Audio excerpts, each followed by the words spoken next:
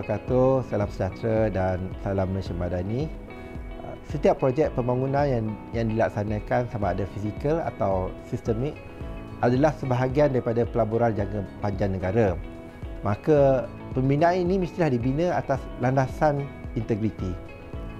Dalam landscape pembangunan yang penuh cabaran dan risiko, kita berdepan pelbagai cabaran yang boleh menjejaskan ketulusan, termasuk dari aspek kos, masa dan kualiti.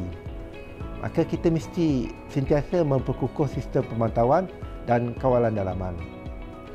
Selari dengan strategi pembenterasan rasuah nasional NACS 2024-2028 yang telah dilancarkan oleh Perdana Menteri Yang Amat Berhormat Datuk Seri Anwar Ibrahim pada 7 Mei 2024, MINDEF perlu memastikan bahawa setiap pembangunan mematuhi piawaian integriti dan accountability yang tinggi.